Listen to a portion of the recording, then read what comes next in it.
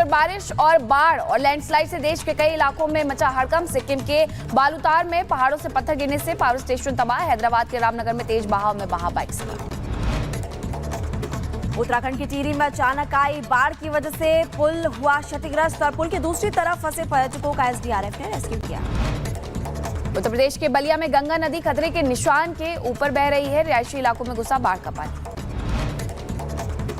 बलिया के बांसडीह में स्कूल में घुसा बाढ़ का पानी स्कूल में जैसे घुसा तो स्कूल को बंद किया गया। उत्तर प्रदेश के बागपत में हिंडन नदी में डूबा युवक की तलाश में रेस्क्यू ऑपरेशन जारी।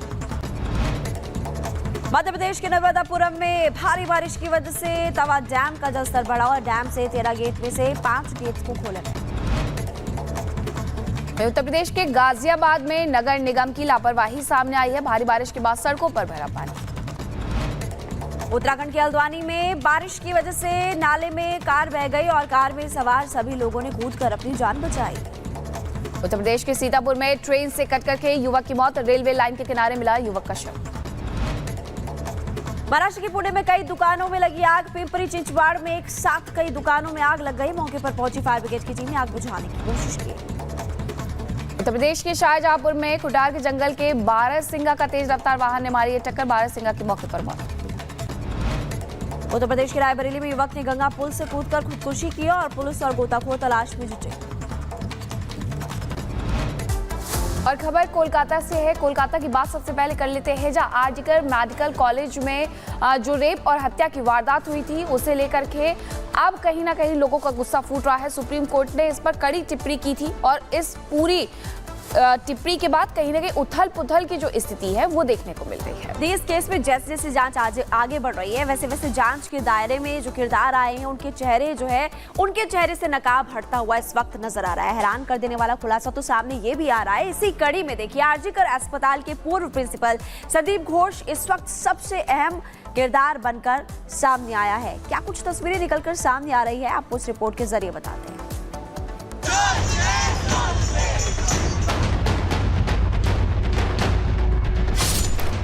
कोलकाता रेप मर्डर केस की जांच जैसे जैसे आगे बढ़ रही है कई चौंकाने वाले खुलासे हो रहे हैं। एक तरफ जहां सीबीआई आरोपी संजय रॉय की असलियत खंगालने के लिए उसका पॉलीग्राफ टेस्ट कराने जा रही है, तो वहीं आरजीकर अस्पताल के पूर्व प्रिंसिपल संदीप घोष पर भी शिकंजा कसता दिखाई दे रहा है। जो हालात बन रहे हैं उसे देखते हुए आशंका जताई जा रही है कि सीबीआई किसी भी वक्त संदीप घोष को गिरफ्तार कर सकती है। यह आशंका इसलिए क्योंकि रेप और हत्याकांड में आरजीकर मेडिकल कॉलेज के पूर्व प्रिंसिपल की भूमिका पहले दिन से ही संदिग्ध है। सूत्रों के मुताबिक सीबीआई संदीप घोष को इसलिए गिरफ्तार करना चाहती है क्योंकि संदीप घोष पर कई संगीन आरोप लगे हैं। संदीप घोष पर वित्तीय धांधली का आरोप है। संदीप घोष के बयानों में कई विसंगतियां हैं।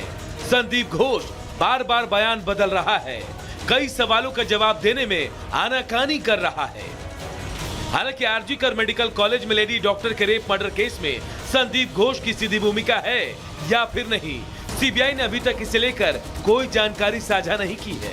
लेकिन सीबीआई जिस तरह से लगातार पिछले 5 रोज से संदीप घोष से पूछताछ कर रही है और उससे 60 घंटे से ज्यादा सवाल जवाब कर चुकी है, उसे देखते हुए संकेत साफ हैं कि सीबीआई को इस केस पर उसकी भूमिका पर शक गहरा गया है। इसीलिए सीबीआई कोई चांस लेना नहीं चाहती। सूत्रों की माने तो इन्हीं आशंकाओं को देखते हुए सीबीआई अब संदीप घोष की पॉलीग्राफ टेस्ट कराने की तैयारी कर रही है। वहीं कोलकाता पुलिस ने भी संदीप घोष को लाल बाजार में पेश होने का नोटिस दिया है। बताया जा रहा है कि पीड़िता का असली नाम उजागर करने के मामले को लेकर कोलकाता पुलिस ने संदीप घोष को बुलाया है। हालांकि संदीप घोष के खिलाफ अचानक बंगाल सरकार ने भी एसआईटी जांच शुरू कर दी है, जिसे लेकर अब बीजेपी ने ममता सरकार को घेरना शुरू कर दिया है। बीजेपी का आरोप है कि जिस संदीप घोष पर ममता सरकार मेहरबान थी, अचानक उसके खिलाफ एसआईटी जांच का फैसला सीधे तौर पर सीबीआई की जांच को प्रभावित करने के लिए दर्ज किया गया है, जो इस बात का इशारा है कि सीबीआई की जांच सही दिशा में आगे बढ़ रही है। बहरहाल कोलकाता रेप मर्डर केस में आज ही आरोपी संजय रॉय के पॉलीग्राफ टेस्ट होने की संभावना है, जिसके जरिए सीबीआई आरोपी संजय रॉय के झूठ और सच का पता लगाएगी। ऐसे में अब सभी को इंतजार है कि पॉलीग्राफ टेस्ट में आरोपी संजय रॉय जरूर कुछ ऐसा खुलासा करेगा जो पूरे देश को दहलाने वाले इस कांड के छिपे किरदारों के चेहरे से पर्दा हटा देगा। Bureau report, Republic Bharat. देखिए, संदीप घोष का बचना अब नामुमकिन है। वो कैसे, आपको बताते हैं, क्योंकि सीबीआई के डायरेक्ट रडार पर इस वक्त संजय है और लगातार पूछताछ भी की जा रही है। देखिए, सुप्रीम कोर्ट ने घोष की भूमिका पर तीखी टिप्पणी भी की। कल टिप्पणी की गई थी सुप्रीम कोर्ट की तरफ से। सुप्रीम कोर्ट ने पूछा कि वारदात के बाद प्रिंसिपल क्या कर रहे थे, ये सवाल पूछते हुए सुप्रीम कोर्ट नजर आया। पूर्व प्रिंसिपल की दूसरी जगह नियुक्ति पर भी लगातार सवाल इस वक्त खड़े किए जा रहे हैं। और देखिए, सबसे पहले भी आपको रिपोर्ट के जरिए में बताया कि कैसे पूर्व प्रिंसिपल पर भी लगातार शक मंडरा रहा है और कैसे यहाँ पर आपने देखा कि आरोप लग रहे हैं, जो आरोपी उनको बचाने की कोशिश की गई। एफआईआर देरी से दर्ज कराने पर भी लगातार सवाल उठ रहे। सुप्रीम कोर्ट ने सवाल पूछा कि एफआईआर में देरी क्यों की गई, सुसाइड क्यों बताया गया इस पूरी हत्या को, ये पूछते हुए भी सुप्रीम कोर्ट नजर आया था। सीबीआई लगातार 5 दिन पूछताछ कर चुकी है, 40 घंटे से ज्यादा पूछताछ हो चुकी है। देखिए, 60 घंटे से ज्यादा पूछताछ अब तक हो चुकी है और एक बार फिर से पूछताछ हो रही है। सीबीआई संदीप घोष के बयानों से संतुष्ट नजर नहीं आ रही। संदीप घोष के पॉलीग्राफी टेस्ट की भी तैयारी इस वक्त लगातार की जा रही है। तो इससे पहले देखिए, आपको ये भी हमने बताया था कि आरोपी का भी डीएनए टेस्ट यहाँ पर हुआ। पॉलीग्राफी टेस्ट की खबर सामने आई थी। पूर्व प्रिंसिपल से रिलेटेड भी ऐसी खबर सामने आ रही है। कोर्ट से परमिशन मिलते ही सीबीआई टेस्ट भी कराएगी और संदीप घोष का बचना नामुमकिन, इसलिए लगातार हम कह रहे हैं संदीप घोष पर हेराफेरी और घोटाले के आरोप भी लग रहे हैं। कई गंभीर आरोप इस वक्त संदीप घोष पर लग रहे हैं कि क्यों यहां पर आरोपी को बचाने की कोशिश इसकी तरफ से की गई। दूसरी बड़ी बात कि इस पूरी हत्या को सुसाइड क्यों बताया गया, ये भी सुप्रीम कोर्ट ने पूछा। क्या होता है पॉलीग्राफी टेस्ट, अब आप ये समझ लीजिए। देखिए, पॉलीग्राफ टेस्ट को लाई डिटेक्टर टेस्ट भी कहा जाता है और टेस्ट से पता चलता है कि इंसान सच बोल रहा है या फिर झूठ बोल रहा है।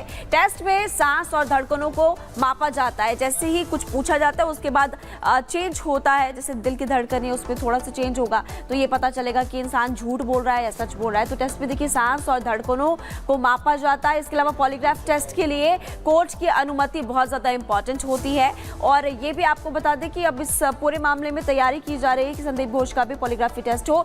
टेस्ट के नतीजों को कोर्ट में कन्फेशन नहीं माना जाता और इस टेस्ट से मामले की जांच करने में मदद भी मिलती है, ताकि और आसानी से पता चल सके कि सामने वाला जो इंसान है वो सच बोल रहा है या झूठ बोल रहा है, कितने लोग इसमें शामिल हो सकते हैं। ऐसे कई सवाल पूछे जाएंगे और फिर देखा जाएगा कि आखिरकार क्या कुछ निकल कर इस वक्त सामने आ रहा है। और खबरों के लिए आपको सीधा मीनाक्षी के पास ले चलते हैं।